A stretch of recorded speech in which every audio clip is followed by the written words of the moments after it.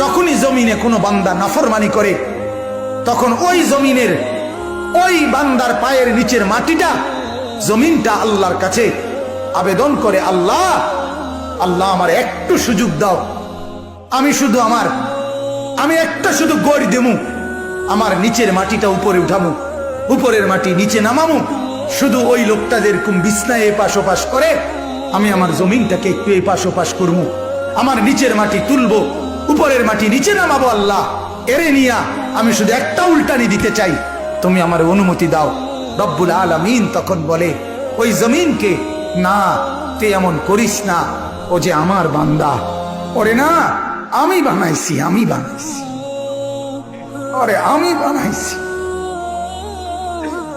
আমি বানাইছি, এই জমিন আমি কায়নাত আমার হুকুম দিয়ে বানাইছি, আর ওরে আমি হাত দিয়ে বানাইছি, আমার হাতে বানাইছি, আর নাক আমি লাগাইছি, আর চোখ আমি লাগিয়েছি, আর কান আমি লাগিয়েছি, আর হাত আমি লাগাইছি। আরে আমি সেই মাওলা যে মাওলা কুন বললে ফায়াকুন, যে মাওলা ভ বললে হয়ে যায়। ওরে বানাইতে এভাবে করি নাই, 9 মাস পরে আর মায়ের পেটে রাইখা আমি নিজের হাতে ড্রয়িং করছি, নিজের হাতে একবার নাক লাগাইয়া 100 বার দেখছি ঠিক মতো হয়েছিনি, একবার চোখ লাগাইয়া কুঠিবার দেখছি ঠিক মতো হয়েছিনি। এইভাবে 9 মাস আমি তারে যত্ন করে সাজিয়ে সুম্মা আনশানাহু খালকান আখার, আমি তারে এক মানুষ বানিয়ে এরপরে মায়ের পেট থেকে আমি বের করেছি। যাকে আমি এত যত্ন করে বানাইছি রে, তারে এত অল্পতে কেমনে মেরে ফেলি? না তুই একটু ক্ষান্ত হ, দেখি না ও তওবা করে কিনা,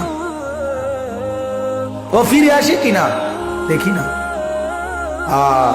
পাকিস্তানের হযরত মাওলানা সৈয়দ আব্দুল মজিদ নদীম সাহেব রহমতুল্লাহ আলাইহি বলতেন যে এক ভেগে যাওয়া সন্তান মাকে ত্যাগ করে, বাবাকে ত্যাগ করে যেই সন্তান চলে গেছিল, 4 বছর পরে 10 বছর পরে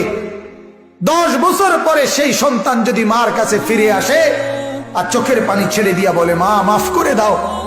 আমি ভুল করে ফেলছি, সৈয়দ আব্দুল মজিদ নদীম সাহেব বলতেন যে ওই মা ওই সন্তানকে মাফ করতে যতদূর দেরি করবে, 90 বছরের ভেগে যাওয়া বান্দা আল্লাহর নাফরমানি করার পরেও 90 বছর পরে যদি একত্রে একদিন এক রাত গভীরে আল্লাহর কাছে চোখের পানি একবার ছেড়ে দেয়, আল্লাহ তাআলা ওই মার আগে রব্বুল আলামিন তাকে মাফ করে দিবেন। এমন যিনি